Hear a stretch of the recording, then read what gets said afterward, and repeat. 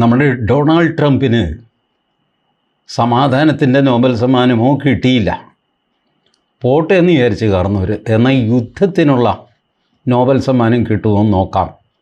അങ്ങനൊരു സമ്മാനം ഇല്ലെങ്കിൽ അങ്ങനൊരു സമ്മാനം ഏർപ്പെടുത്താൻ പറയാം, അതെങ്കിലും മേടിച്ചെടുക്കാം. ഇതാണ് ഇപ്പോൾ കാരണവരുടെ നോട്ടം.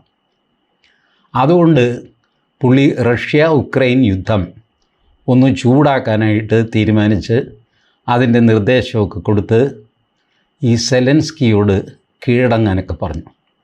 കീഴടങ്ങാനെന്ന് വെച്ചാൽ കയ്യിലുള്ള സ്ഥലം വിട്ടുകൊടുത്തിട്ട് ഒപ്പിട്ട് മാറടാ ചെറുക്ക എന്ന് പറഞ്ഞിരിക്കുകയാണ്. ഈ പറഞ്ഞത് ഇവന് എരികേറ്റാൻ വേണ്ടിയിട്ടാണ്. ആ ചെറുക്കൻ്റെ സ്വഭാവം നമുക്കറിയാമല്ലോ. തെക്കോട്ട് പോടാന്ന് പറഞ്ഞാൽ അവന് ഉറപ്പായിട്ട് വടക്കോട്ട് പോകും. അതാണ് സെലൻസ്കിയുടെ സ്വഭാവം. അപ്പോൾ സെലൻസ്കി സടകുടഞ്ഞെണീറ്റ് എന്നാൽ കാണിച്ചു തരാമെന്നൊക്കെ പറഞ്ഞിട്ട് അവിടെ എന്തോ സൈനിക വിന്യാസം ഒക്കെ നടത്തിക്കൊണ്ടിരിക്കുകയാണ്. ഇതിനിടയ്ക്ക് ട്രംപ് വേറൊരു പഴയ കുറ്റിയിൽ കയറി പിടിച്ചു. അതാണ് വെനിസുല. വെനിസുല എന്ന് പറഞ്ഞാലേ ഈ തെക്കേ അമേരിക്കയുടെ വടക്കേ അറ്റത്ത് കിഴക്ക് മാറി ഉള്ള സ്ഥലമാണ് വെനിസുല. നിങ്ങൾക്ക് വടക്കേ അമേരിക്ക തെക്കേ അമേരിക്ക മനസ്സിലൊന്ന് സങ്കല്പിക്കാമല്ലോ. വടക്കേ അമേരിക്ക ഇങ്ങനെ ഗർഭിണി പോലെ വയറ് വീർത്തിരിക്കുന്ന ആ സ്ഥലമാണ് യുണൈറ്റഡ് സ്റ്റേറ്റ്സ് ഓഫ് അമേരിക്ക.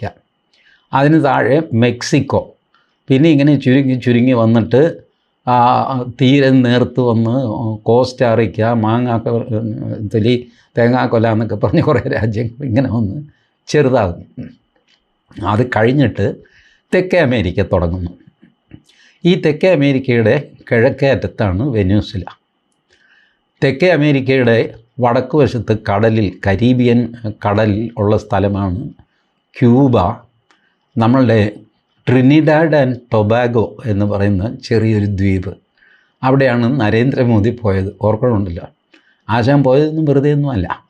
അതൊക്കെ ഓരോ കുത്തിത്തിരിപ്പും ഭാരവെപ്പും നമ്മുടെ കാര്യങ്ങൾ കാണാനും ഒക്കെ വേണ്ടിയിട്ടാണ്. എന്ത് വൈകിക്കോട്ടെ, ഇപ്പോൾ വെനിസുലയാണ് ട്രംപ് അടുത്ത നോട്ടമിട്ടിരിക്കുന്നത്.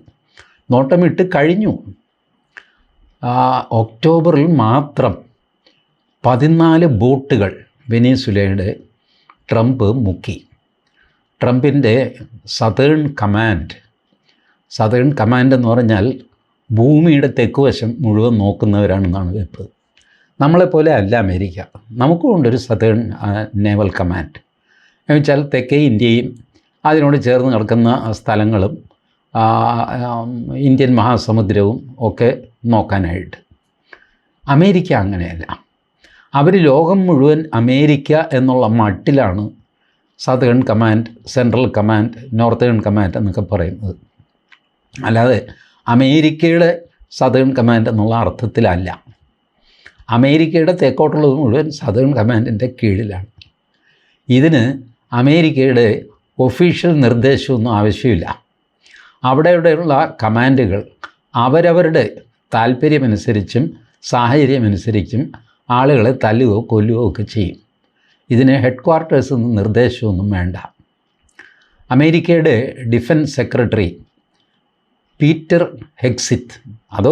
ഹെക്സിത്തോ, ഞാനൊന്ന് നോക്കട്ടെ ഇതൊക്കെ. പീറ്റ് ഹെക്സിത്ത് അതാണ്. അപ്പോൾ പീറ്റ് ഹെക്സിത്ത് അടുത്ത കാലത്ത് ഡെസിഗ്നേഷൻ മാറ്റി.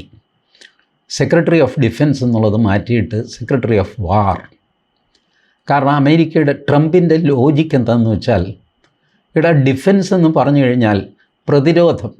ആരെങ്കിലും തല്ലാൻ വരുമ്പോൾ നമ്മൾ പ്രതിരോധിക്കാനായിട്ട് തയ്യാറെടുക്കുന്നു, അതാണ് പ്രതിരോധം. അമേരിക്കയ്ക്ക് പ്രതിരോധമോ? ആരാ അമേരിക്കയ്ക്ക് തല്ലാൻ വരുന്നത്? നമ്മളെ തല്ലാൻ ആരുണ്ട്? നമ്മൾ തല്ലിയ ചരിത്രമേ ഉള്ളൂ. അതുകൊണ്ട് സെക്രട്ടറി ഓഫ് വാർ എന്ന് ആ ഡെസിഗ്നേഷൻ മാറ്റി. യുദ്ധം ചെയ്യുന്നവർ, യുദ്ധം വേണോ വേണ്ടതെന്ന് ഞങ്ങൾ തീരുമാനിക്കും, അമേരിക്ക തീരുമാനിക്കും. അതുകൊണ്ട് യുദ്ധ ഡിപ്പാർട്ട്മെൻറ്റാണ്, പ്രതിരോധ ഡിപ്പാർട്ട്മെൻ്റ് അല്ല. മനസ്സിലാവുന്നുണ്ടോ? അല്ല, ഈ ധാർഷ്ട്യം മനസ്സിൽ കയറി കഴിയുമ്പോഴേ അതിന് കാരണമുണ്ട്.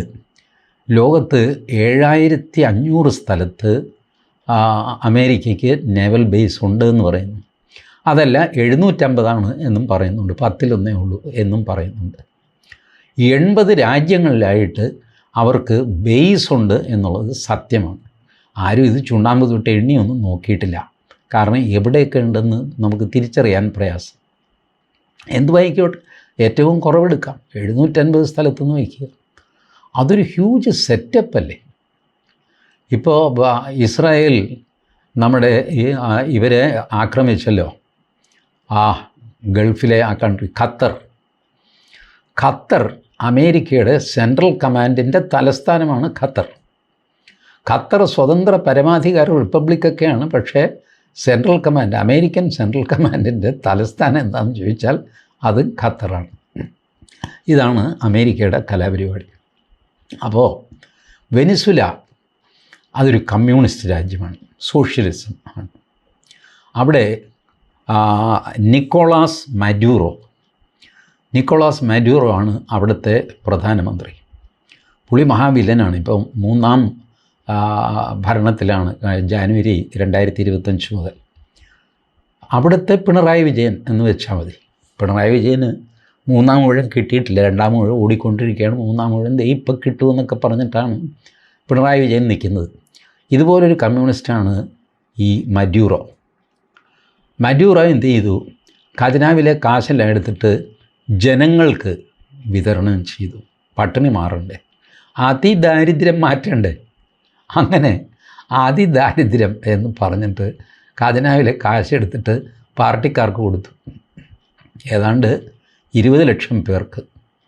അപ്പോൾ ഈ 20 ലക്ഷം CITU, DYFI, SFIക്കാർ ഈ മഡ്യൂറോ എന്ന പിണറായി വിജയൻ്റെ കൂടെ അങ്ങേരുടെ തല്ല് സംഘമായിട്ട് അങ്ങേരുടെ കൂടെയുണ്ട്. വടിവാള്, കട്ടപ്പാര മുതൽ മിസൈൽ, ഡ്രോണ്, ഈ സാധനമൊക്കെ അവരുടെ ഉണ്ട്. ഒഫീഷ്യൽ പട്ടാളമല്ല കേട്ടോ, ഇത് മഡ്യൂറോയുടെ പട്ടാളം. അപ്പോൾ ആര് ചോദിച്ചു കഴിഞ്ഞാലും മഡ്യൂറോ വിറപ്പിക്കുന്നത്, എടാ 22 ലക്ഷം മിലീഷ്യ എൻ്റെ കയ്യിലുണ്ട്. മിലീഷ്യ എന്ന് പറഞ്ഞാൽ പട്ടാള ട്രെയിനിങ് കിട്ടിയ, പട്ടാളമാണോ എന്ന് ചോദിച്ചാൽ ആണ്, അല്ലേന്ന് ചോദിച്ചാൽ അല്ല, ഇങ്ങനെയുള്ളൊരു ചരക്കാണ് മിലീഷ്യ. അപ്പോൾ അവരെൻ്റെ കയ്യിലുണ്ട്. എല്ലാത്തിനും കൂടെ ഇറക്കി ഞാൻ അങ്ങോട്ട് തല്ലി വശകേടാക്കി കളയും. ഞാൻ ആരാന്നറിയാമോ എന്നൊക്കെ ചോദിച്ചിട്ടാണ് മഡ്യൂറോയുടെ നിപ്പ്.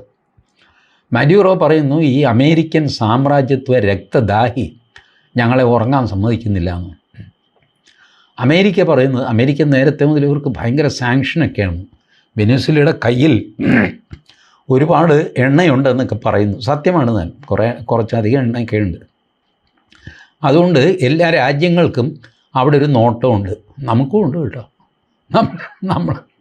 കാരണം നമ്മുടെ കാര്യം നടക്കണ്ടേ. അപ്പോൾ വെനിസുല അവിടെ നിന്ന് എണ്ണ മേടിക്കും, ഇപ്പോൾ റഷ്യൻ എണ്ണ മേടിക്കരുത് എന്നൊക്കെ പറഞ്ഞ് വല്ലാണ്ട് കച്ചറയായി കഴിഞ്ഞാൽ നമ്മൾ റഷ്യക്കാരോട് പറയും, എൻ്റെ പുനി ചേട്ടാ കിടക്കപ്പുറത്തിയില്ല, ഞാൻ വെനിസുല എന്ന് മേടിച്ചോളാം എന്ന് പറഞ്ഞിട്ട് അവിടെ നിന്ന് മേടിക്കും. നമുക്കിപ്പോൾ ഒന്നുമില്ല, അവിടെ ഇപ്പോൾ പിണറായി വിജയനാണെന്ന് നമുക്കെന്താ. അപ്പോൾ ഏതായാലും ഈ പിണറായി വിജയൻ അവിടെ ഭരിച്ചുകൊണ്ട് ഇവിടെ ചെയ്യുന്ന പോലെ തന്നെ അഴിമതി, സ്വജനപക്ഷപാതം ഒക്കെ ചെയ്തിട്ട് പാർട്ടിക്കാരെ തീറ്റിപ്പോറ്റുക. ഇതാണ് നിക്കോളാസ് മഡ്യൂറോയും ചെയ്തുകൊണ്ടിരിക്കുന്നത്, പിണറായി വിജയൻ ചെയ്യുന്നത്. മഡ്യൂറോയ്ക്ക് 3ാം തവണ അധികാരം കിട്ടി, പിണറായി വിജയൻ ഇത് കിട്ടാൻ പോകുന്നു. മഡ്യൂറോയെ പിന്തുണയ്ക്കുന്ന ആരാ? അതിൽ ഒരു വമ്പൻ ചൈനയാണ്. പിണറായിയെ പിന്തുണയ്ക്കുന്നതോ അതും ചൈനയല്ലേ. ഈ അതിദാരിദ്ര്യം മാറ്റി എന്ന് കേട്ടപ്പോൾ ചൈനക്കാരൻ ട്വീറ്റ് ചെയ്ത് നിങ്ങൾ കണ്ടോ? കേരളത്തെ അഭിനന്ദിച്ചുകൊണ്ട് കേരളം പറഞ്ഞത്, പിണറായി വിജയൻ പറഞ്ഞത്, ഭൂമിയിൽ 2ാമത്, ഇന്ത്യയിൽ 1ാമത് അതിദാരിദ്ര്യം നിർമ്മാർജ്ജനം ചെയ്തത് ഞാനാണ്. അപ്പോൾ ഭൂമിയിൽ 2ാമതെന്ന് പറഞ്ഞാൽ 1ാമൻ ആരാ? അത് ചൈനയാണ്. ചൈനയിൽ അതിദാരിദ്ര്യം നിർമ്മാർജ്ജനം ചെയ്തു എന്ന് ഷീ ജിൻപിങ് പറഞ്ഞതാണ്, അതിന് അപ്പീലില്ല. അവിടെ നിന്ന് ആർക്കും കയറി തലയണി നോക്കാൻ പറ്റുമോ? ദാരിദ്ര്യമാണോ അതോ വയറ് നിറച്ച് ചോറ് തിന്നിട്ടുണ്ടോ എന്ന് അവിടെ ആരും കേട്ടില്ല. ഈ ബീജിങ്ങിൽ വിദേശകാര്യ വകുപ്പ് അതിൻ്റെ എംബസിയൊക്കെ ഉണ്ട്, അതിനപ്പുറത്തേക്ക് ഒരു മനുഷ്യനെ അതിൻ്റെ അടിച്ചത് അവർ കേട്ടില്ല. അതാണ് ചൈന. ഇന്നും അതെ, പണ്ടും അതെ. പിണറായി വിജയൻ, പിന്നെ ഈ പിണറായി വിജയൻ്റെ തലയ്ക്ക് നരേന്ദ്രമോദി ഇരിക്കുന്നു. അതുകൊണ്ട് പിണറായി വിജയന് ഷീ ജിൻപിങ് കളിക്കാൻ പറ്റില്ല. എന്നാലും ഒരു ധൈര്യത്തിൽ പിണറായി വിജയൻ അങ്ങ് അനൗൺസ് ചെയ്തു, അതിദാരിദ്ര്യം ഇല്ല കേരളത്തിൽ. 66,004 പേർക്കായിരുന്നു അതിദാരിദ്ര്യം അത് ഞാൻ നീക്കി. ബാക്കി ഇപ്പോൾ സുഭിക്ഷമാണ്. സുഭിക്ഷം എന്ന് പറഞ്ഞാൽ ദാരിദ്ര്യമേ ഉള്ളൂ, അല്ലെങ്കിൽ പരമദാരിദ്ര്യം. അതിദാരിദ്ര്യം, അതിന് മുകളിൽ പരമദാരിദ്ര്യം, പിന്നെ ദാരിദ്ര്യം, പിന്നെ ഒരു നേരം കഞ്ഞി കുടിക്കുന്നത് 2 നേരം, പിന്നെ 3 നേരം, ഇങ്ങനെയൊക്കെയാണ് ഇതിൻ്റെ കണക്ക്. എന്ത് വാങ്ങിക്കോട്ടെ, ചൈനയുടെ അഭിനന്ദനങ്ങൾ ഏറ്റുവാങ്ങിക്കൊണ്ടാണ് പിണറായി വിജയൻ നിൽക്കുന്നത്. ഇതുപോലെ ചൈന അഭിനന്ദിക്കുന്ന ഒരാളാണ് ഈ നിക്കോളാസ് മഡ്യൂറോ. വെറുതെ ഒന്നുമല്ല, അവൻ്റെ കയ്യിൽ എണ്ണയുണ്ടല്ലോ, ചൈനയ്ക്ക് അതിൽ നോട്ടമുണ്ട്. റഷ്യയും ഇയാളെ പിന്താങ്ങുന്നുണ്ട്, ഇറാൻ പിന്താങ്ങുന്നുണ്ട്. പോരെ, ചൈന, റഷ്യ, ഇറാൻ 3 പേര് പിന്താങ്ങുന്നുണ്ട്. എന്നിട്ടും ട്രംപിൻ്റെ കലാപരിപാടികൾക്കൊരു കുറവുമില്ല. 14 ബോട്ടുകൾ ഓരോന്നോരോന്നായിട്ട് അമേരിക്ക മുക്കിയത് ഇതിലൊക്കെ മയക്കുമരുന്നാണ് എന്ന് പറഞ്ഞിട്ടാണ്. ചൈനയുമായിട്ടും ട്രംപ് ഇതേ നമ്പർ ഇറക്കിയിട്ടുണ്ട്, അറിയാമല്ലോ. ഫെൻറ്റനിൽ എന്ന് പറയുന്ന അത്യാധുനിക മയക്കുമരുന്ന് അമേരിക്കയിലേക്ക് ചൈന കടത്തുന്നു. അതിൻ്റെ പേരിൽ 20% താരിഫ് അമേരിക്ക അടിച്ചു. അതിപ്പോൾ 10% കുറച്ചു. ചൈന അതേപ്പറ്റി ഒരക്ഷരം വേണ്ടിയിട്ടില്ല. കഴിഞ്ഞൊരു വീഡിയോയിൽ ഞാൻ നിങ്ങളോട് പറഞ്ഞതാണ്. അമ്മയെ തല്ലുന്നത് നിർത്തിയോ എന്ന് പറയുന്ന പോലെയാണ് ചൈനയോട് ഫെൻറ്റനിൽ കയറ്റുമതി നിർത്തിയോ എന്ന് ചോദിക്കുന്നത്. ചൈനയ്ക്ക് അതിന് ഉത്തരം പറയാൻ പറ്റില്ല. പക്ഷേ അമേരിക്ക പറയുന്നു ചൈന വഴിക്കാണ് ഇത് വന്നുകൊണ്ടിരുന്നത്, പക്ഷേ ഇപ്പോൾ ഇച്ചിരി കുറഞ്ഞിട്ടുണ്ട്, അതുകൊണ്ട് ഞങ്ങൾ താരിഫും 20 നിന്ന് 10 കുറയ്ക്കുന്നു. ഇതൊക്കെ എന്ത് നാടകമാണെന്ന് എനിക്ക് അറിഞ്ഞുകൂടാ. വെനസ്വേലയാണെങ്കിൽ കംപ്ലീറ്റ് അമേരിക്കൻ സാങ്ഷൻ്റെ കീഴിലാണ്. അനങ്ങാൻ പറ്റില്ല, ആളുകൾക്ക് അങ്ങോട്ട് പോകാൻ പറ്റില്ല, വെനസ്വേലക്കാരന് ഇങ്ങോട്ട് വള്ളമിറക്കാനോ ബോട്ടിറക്കാനോ പറ്റില്ല. ആകെ പ്രശ്നം. അങ്ങനെ ഇരിക്കുമ്പോഴാണ് 10-14 ബോട്ട് അമേരിക്ക മുക്കുന്നത്. ഒരു 10,000 അമേരിക്കൻ പട്ടാളക്കാർ അവിടെ ചുറ്റും പലവിധ ദ്വീപുകളായിട്ട്, അവിടുത്തെ ദ്വീപുകൾ കൂടുതലും ക്യൂബയൊഴിച്ച്, ക്യൂബയ്ക്കും ഇപ്പം പഴയ ആരോഗ്യമൊന്നുമില്ല. പണ്ടാണ് ഈ ഫിഡൽ കാസ്ട്രോ, നമ്മുടെ അവിടുത്തെ അച്യുതാനന്ദൻ, അങ്ങേരുണ്ടായിരുന്ന കാലത്ത് കുറച്ചൊക്കെ പിടിച്ചു നിന്നിരുന്നു. ഇപ്പോൾ അതൊക്കെ പോയി. ഇപ്പോൾ വ്യഭിചാരം, കള്ളവാറ്റൊക്കെയാണ് ക്യൂബയിലെ പ്രധാന വരുമാനം. അതിപ്പോൾ ഇവിടെ അങ്ങനെയാണല്ല.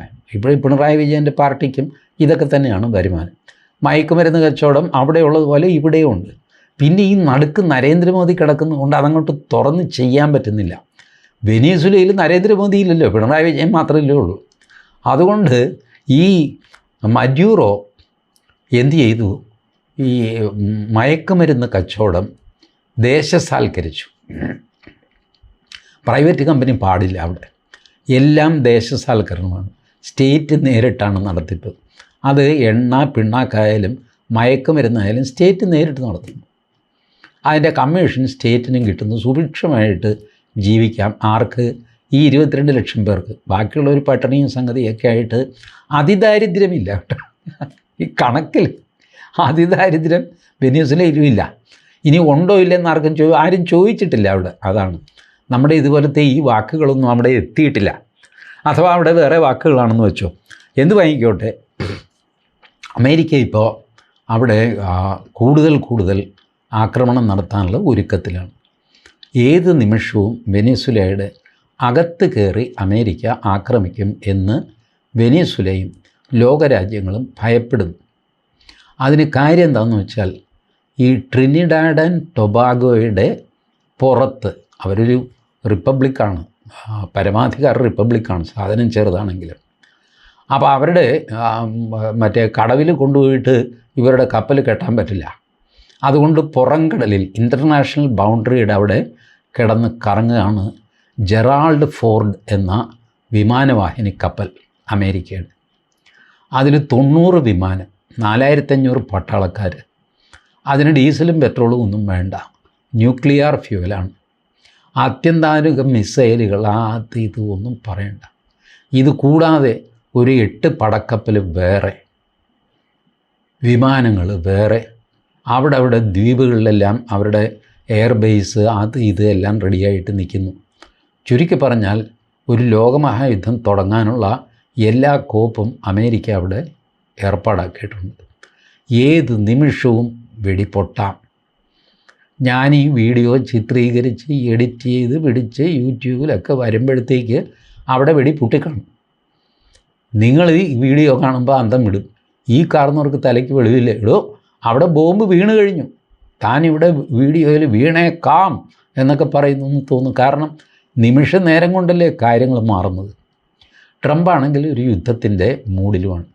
എന്നാൽ ട്രംപിനോട് ആ പത്രക്കാർ ചോദിച്ചു, ട്രംപിനോട് ചോദിക്കാനുള്ള പാടെന്താണെന്ന് വെച്ചാൽ, ഇയാൾ ഈ എയർഫോഴ്സ് 1 പ്ലെയിനിൻ്റെ വാതിക്കൽ നിന്നേ വർത്തമാനം പറയുള്ളൂ ഇപ്പോൾ. എന്നാൽ അത് താഴെ നിന്ന് പറയരുതോ?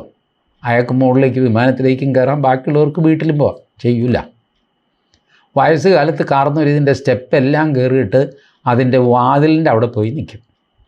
അപ്പോൾ പത്രക്കാരെല്ലാം കൂടെ സ്റ്റെപ്പ് കയറിയിട്ട് വാതിലിൻ്റെ അവിടെ പോയി നിൽക്കണം, ഇയാളുടെ വായിൽ നോക്കിയിട്ട്.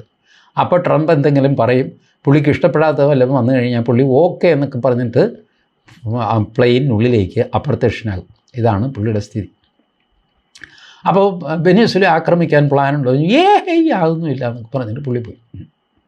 പക്ഷേ ഈ ആക്രമിക്കാൻ പ്ലാനുണ്ടോ എന്ന് ചോദിച്ചാൽ അതിനകത്ത് ഒരു ഗുലുമാല പിടിച്ച ചോദ്യമാണിത്. നിങ്ങൾ നരേന്ദ്രമോദിയോട് ചോദിക്കുകയാണ്, പാകിസ്ഥാനെ നിങ്ങൾ ആക്രമിച്ചോ? മോദി പറയും, ഇല്ലല്ലോ. അല്ല, പാകിസ്ഥാനിൽ കൊണ്ടുപോയി ബോംബൊക്കെ ഇട്ടില്ലേ? അത് അവരുടെ തീവ്രവാദ സങ്കേതങ്ങൾ പൊളിച്ചതാണ്. അല്ല, മറ്റേ അത് അവരുടെ മിലിറ്ററി കേന്ദ്രങ്ങൾ പൊളിച്ചു. അല്ല, പാകിസ്ഥാനെ ഒന്നും ഞങ്ങൾ ഉപദ്രവിച്ചിട്ടില്ല. ഇതിപ്പോൾ അല്ല പാകിസ്ഥാൻകാരനും ചത്തോ? ഇല്ല. അല്ല, അവരുടെ പട്ടാളക്കാർ, അത് പട്ടാളക്കാരല്ലേ, മറ്റേത് തീവ്രവാദികളല്ലേ എന്ന് നമ്മൾ പറയും. മനസ്സിലായി?